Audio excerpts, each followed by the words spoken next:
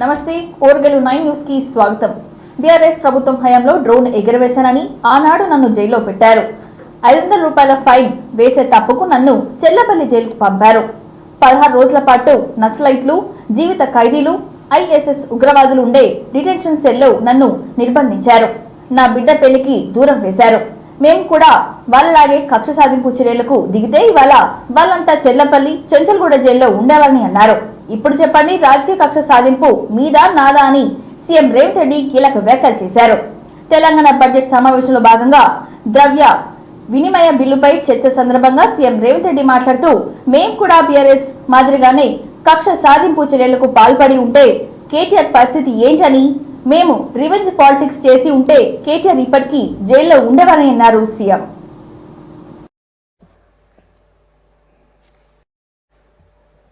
సలహాలు సూచనలు ఇవ్వడానికే ఉంటాయి, పాటించడానికి ఉండవు అని అనుకుంటారు.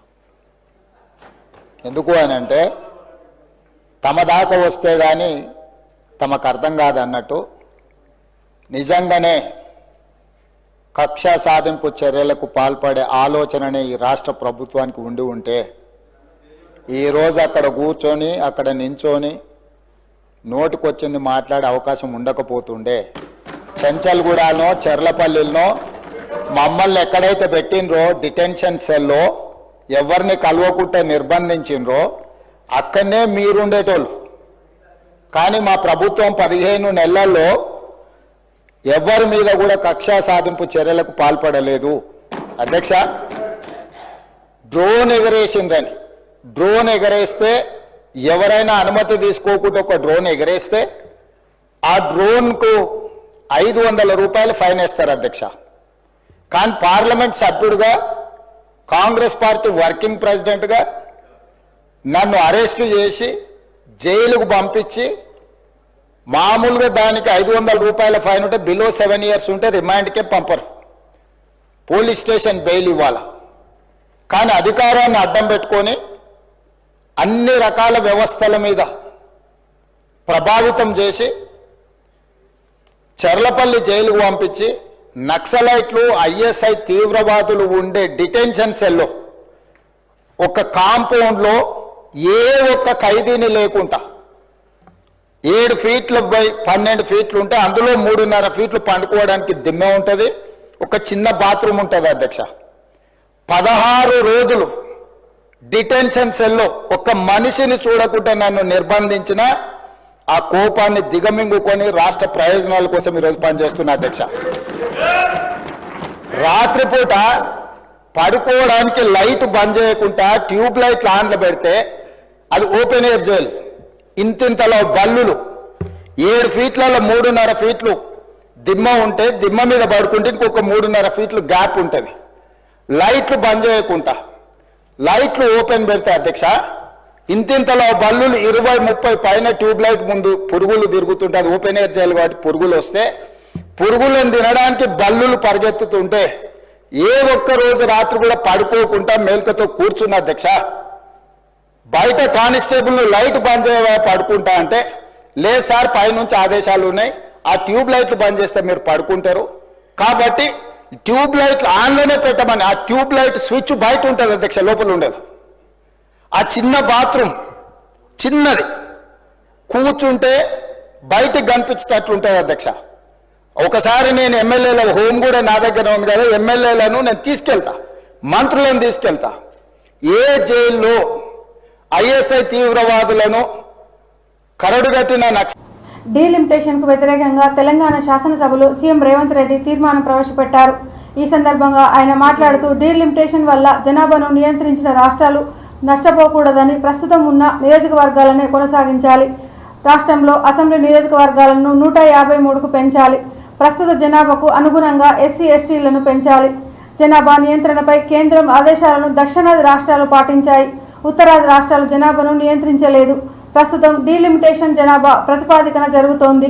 1971లో రాజ్యాంగ సవరణ ద్వారా డీలిమిటేషన్ 25 ఏళ్లు నిలిపివేశారు. డీలిమిటేషన్పై గందరగోళం నెలకొంది. ఇటీవల తమిళనాడు సీఎం స్టాలిన్ డీలిమిటేషన్పై సమావేశం ఏర్పాటు చేశారు. జనాభా ఆధారంగా చేసే నియోజకవర్గాల పునర్విభజనను అంగీకరించబోమని తీర్మానం చేశారు. ఏర్పడ్డ రోజు వారికి అప్పచెప్పినప్పుడు తెలంగాణ రాష్ట్రం యొక్క అప్పు 72,658 కోట్ల అధ్యక్ష. FRBM అప్పు నికరంగా రాష్ట్ర ప్రభుత్వం చేసిన అప్పు. అదేవిధంగా government guaranteed loans raised by SPV but are serviced by government. అంటే SPV మీద లోన్ ఉన్న గవర్నమెంటే బిల్స్ అన్డిక్లేర్డ్. అంటే ఈ రోజు ఉచిత కరెంటు కింద విద్యుత్ శాఖకు, అదేవిధంగా సింగరేణి నుంచి బొగ్గు కొనుక్కొని ఆయన వెలిగింది దూరడానికి రాష్ట్ర ప్రభుత్వాన్ని నిర్వహించడానికి 4,680 ఈ రోజు 5,600 కోట్ల రూపాయలు అప్పు ఉంటే 32 కోట్ల అప్పుతో నాకు అధ్యక్ష మేము ఆన్ టైంలో మేము చెల్లించినాం. అదనంగా మేము చేసిన అప్పు 1,728 కోట్లు అదనంగా చేసిన అప్పు చెల్లించడానికి ప్రతి నెల 10,000 కోట్ల రూపాయలు యావరేజ్ గా అప్పు చేయాలి అధ్యక్ష. 60 నెలలు అంటే 6 లక్షల కోట్ల రూపాయలు ప్రజలు తిరస్కరిస్తే కూడా. అదేవిధంగా backward classes welfare department 5,700 senior citizen మీరు పోయి కలిసి వచ్చారు. మీరు 10 ఏళ్ళు చేయలేని దాదాపుగా 60 సంవత్సరాలు లెక్కేసుకొని 16 సార్లు ముఖ్యమంత్రులు చేసిన అప్పు గవర్నమెంట్ గ్యారంటీ ఉండదు, వాళ్ళు సొంతంగా చేసుకుంటారు అధ్యక్ష. 3 కోట్లు. అదేవిధంగా అంటే గవర్నమెంట్ గ్యారంటీ లేకుండా వాళ్ళే తెచ్చుకునేటి ఆ రోజు 0 రూపాయి కూడా కేవలం 90,195,461 కోటి అధ్యక్ష.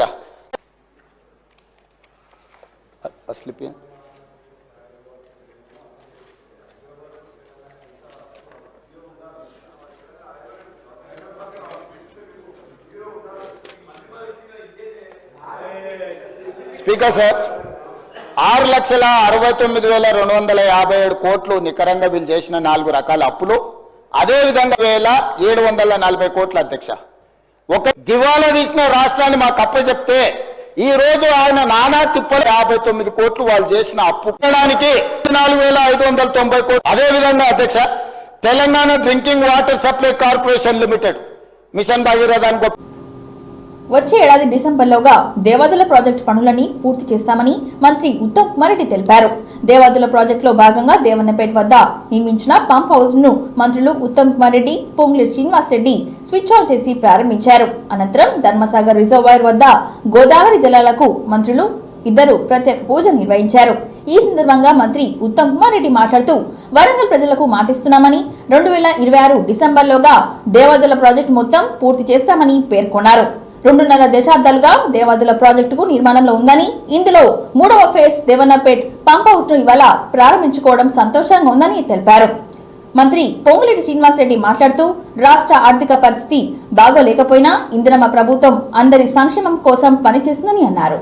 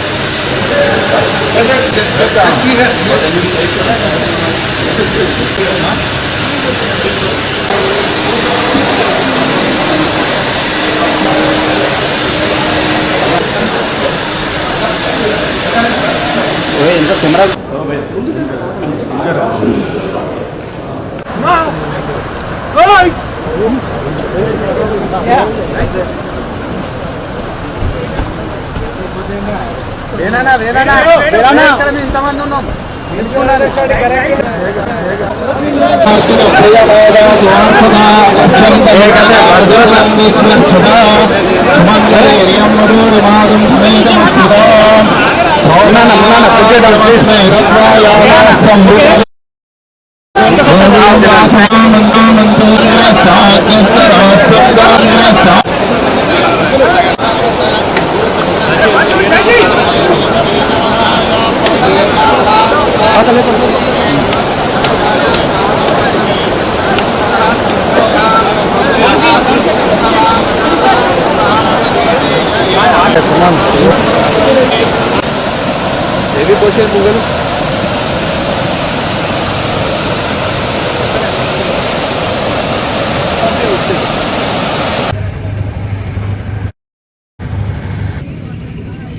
చూస్తారా రండి మేడం చూడండి మేడం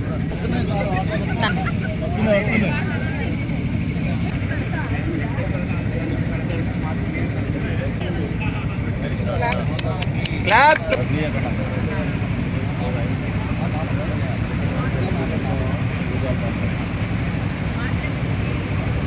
ఫ్లవర్స్ వేయండి మేడం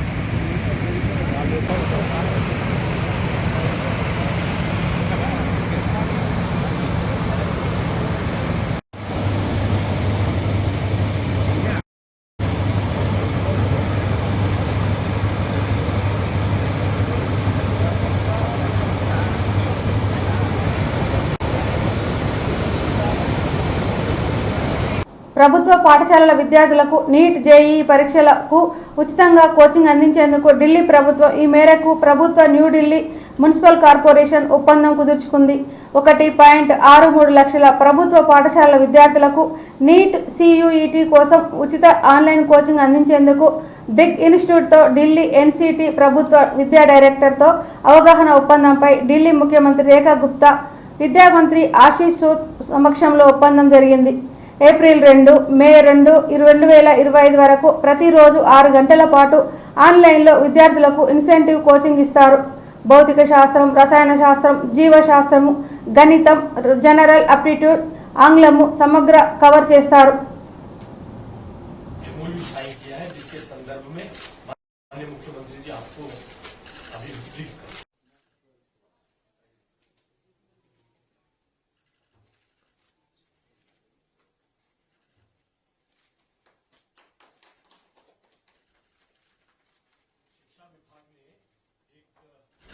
माननीय मुख्यमंत्री जी के नेतृत्व में एक MOU साइन किया है, जिसके संदर्भ में माननीय मुख्यमंत्री जी आपको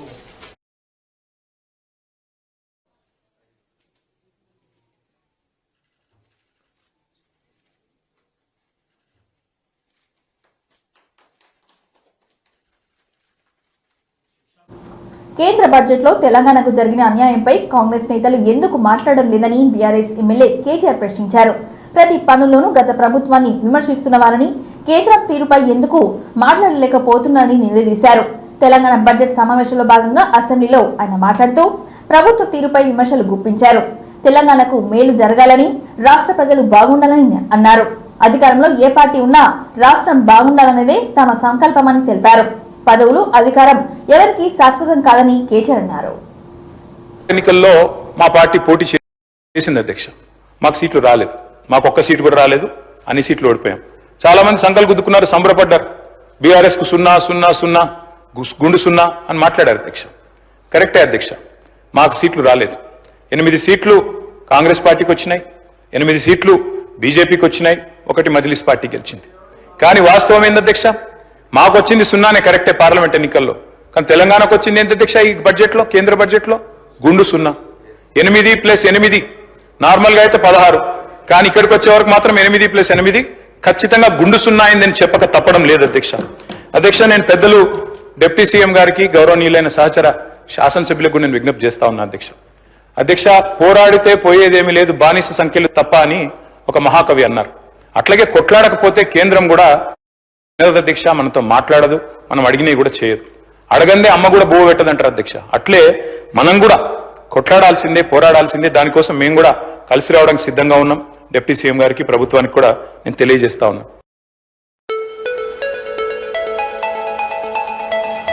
హనుమకొండ నుండి కేవలం 20 కిలోమీటర్ల దూరంలో మండలం గూడూరు విలేజ్ సమీపం పచ్చని చెట్ల మధ్యలో, ప్రకృతి అందాలతో పొలాల మధ్యలో సాధన విలేజ్ రిసార్ట్ మీకోసం.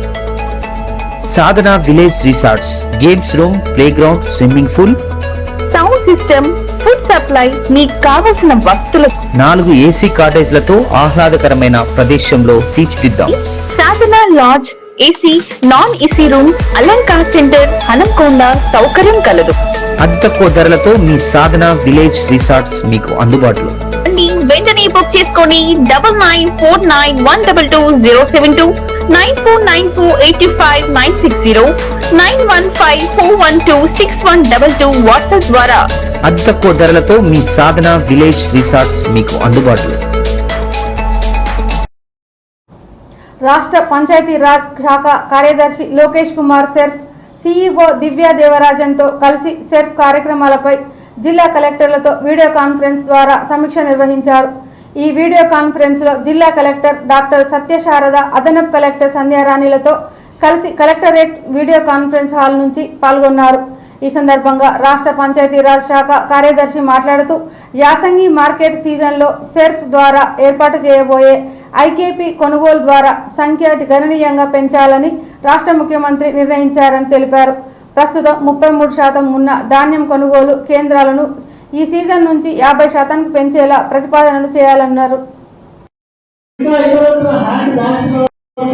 అన్ని కూడా జ్యూస్ బ్యాగ్స్ తయారు చేసి ఇక్కడ మన వరంగల్ జిల్లా వారి యొక్క ప్రోడక్ట్స్ కూడా మనం వాడుకుంటే బాగుంటుంది. వారికి రెండవ బహుమతి వచ్చినందుకు వారు కూడా ప్రత్యేకంగా అందరూ కూడా అభినందించాలి.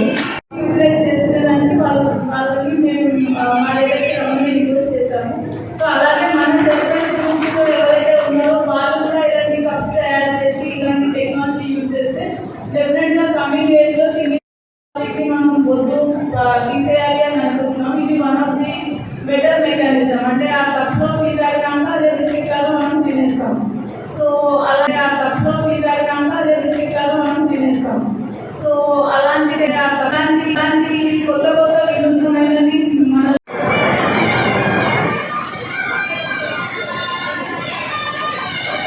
ఇంకా పాల్గొంటున్నటువంటి ఎంపీఓ ప్రజలందరికీ జగన్ ప్రతిపక్షంలో ఉన్నప్పుడు పోలవరం నిర్వాసితులకు 10 లక్షల రూపాయల పరిహారం ఇస్తామని అన్నారు.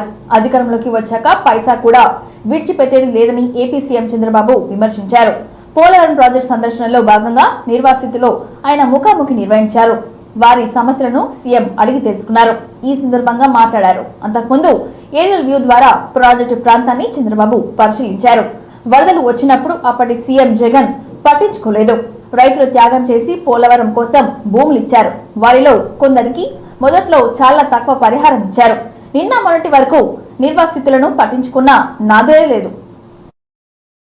చూస్తే అపోజిషన్ లో ఉన్నాడు కానీ 10 లక్షలు ఇస్తామని అనౌన్స్ చేసి వెళ్ళిపోయాడు. ఇచ్చాడా నేను అడుగుతున్నా. 5 ఏళ్లు ఒక పైసా ఇచ్చాడా అని అడుగుతున్నా. వరదలు వస్తే మిమ్మల్ని చూశారా అని అడుగుతున్నా. మీకు వరదలు వస్తే ఎన్టీఆర్ మెమోరియల్ ట్రస్ట్ ద్వారా కాస్తో కోస్తో డబ్బులు మొబిలైజ్ చేసి ఆ రోజు నెహ్రూ కూడా ఇక్కడే ఉన్నాడు. అందరం గ్రామం తిరిగి కొంతవరకు మిమ్మల్ని ఆదుకున్న పార్టీ ప్రభుత్వం ఆనాటి ప్రభుత్వం పార్టీ అని చెప్పి కూడా నేను మీకు తెలియజేస్తున్నా. అయితే రేపు మళ్ళా వచ్చి మీకు చెప్పొచ్చు ఏదో చేసేస్తానని. ఏమి చేసేటివి ఉండవు. వీళ్ళకి అధికారం తప్ప మీకు అన్యాయం చేస్తే ఒక యాంగిల్ చేశాడు. పోలవరాన్ని ఏం చేసేదో మీరు చూశారు. ఎప్పుడో పూర్తి అయిపోయి ఉండాలి. ఆ రోజు తెలుగుదేశం ప్రభుత్వం కంటిన్యూ అయి ఉంటే 2020కి పోలవరం ప్రాజెక్టు పూర్తయి మీ అందరికీ పునరావాసం కూడా ఇచ్చి మీరు కూడా ఇప్పటికి సెటిల్ అయ్యారు. ఈ రోజు అవన్నీ కూడా పూర్తిగా దెబ్బతినే పరిస్థితి వచ్చింది. పోలవరం కూడా ఖర్చులు పెరిగిపోయినాయి. డయాఫామ్ వాల్ మీరు చూస్తే దగ్గర 400 కోట్ల రూపాయలతో డయాఫామ్ వాల్ కడితే అది ఈ రోజు మొత్తం మునిగిపోయి కొట్టుకొని పోయి మొత్తం పాడైపోయి ఇప్పుడు 990 కోట్ల రూపాయలు ఖర్చు పెట్టే పరిస్థితికి వచ్చాం. అదనంగా ఇంకొక డయాఫామ్ వాల్ కడుతున్నాం. కనీసం ఈ డబ్బులు అనేది ప్రభుత్వం అంటే ప్రజాధనం ఎక్కడి నుంచో రాదు. ప్రజలు పన్నులు కడతారు. ప్రభుత్వం సమర్థవంతంగా ఎక్కడికక్కడ విషయాలన్నీ పరిష్కారం చేసుకుంటూ ముందుకు పోతాం. ఏ ఒక్క పైసా మేము ఖర్చు పెట్టినా అది మీకు చెందాలి. మీ డబ్బులు ప్రజల సొత్తు. మళ్ళా ప్రజల కోసమే ఖర్చు పెట్టాలి తప్ప దుర్వినియోగం చేసే హక్కు ఎవరికీ లేదని కూడా విజ్ఞప్తి చేస్తున్నా. అందుకే ఈ రోజు ఒక సిస్టమేటిక్ గా మీరు చూస్తే ఎప్పుడైనా పోలవరం ప్రాజెక్టు కడితే 5 సంవత్సరాలు ఆ ముఖ్యమంత్రి ఎప్పుడన్నా కనపడ్డా అంటే రాకపోతే ఏ విధంగా అవుతాయని అడుగుతున్నాను. నేనైతే 5 సంవత్సరాల్లో 33 సార్లు వచ్చా. సోమవారాన్ని పోలవరం చేసుకున్నాను. ప్రాజెక్టు పూర్తి కావాలి. దీనివల్ల రాష్ట్రం లాభం పొందాలి. నష్టపోయిన రైతాంగానికి పునరావాసం కూడా కల్పించాలి. పేదవాళ్లకు పునరావాసం కల్పించాలనే ఉద్దేశంతోనే R&R ప్యాకేజీ గాని ఇవన్నీ ఆ రోజు తీసుకొని ముందుకు పోయాం. ఎస్ఆర్ఎస్పీ DBM 48 ప్రధాన కాకతీయ కెనాల్ను గతంలో మంత్రిగా కడియం శ్రీహరి చేసినప్పుడు కెనాల్ ప్రారంభించడం జరిగింది. ఈ కెనాల్ ద్వారా ఒక నియోజకవర్గం కాకుండా మహబూబాబాద్, డోర్నకల్ నియోజకవర్గాలకు కూడా సుమారు 1,50,000 ఎకరాలకు సాగునీరు అందుతుంది. కాబట్టి దీనిని జనరేషన్ చేయాలన్న బాధ్యత మన మీద ఉంది. ఎందుకంటే గత 10 సంవత్సరాల్లో బీఆర్ఎస్ ప్రభుత్వం హయాంలో కెనాల్ కాల్వలో పూడిక కాదు కదా శుభ్రం కూడా చేయలేదు.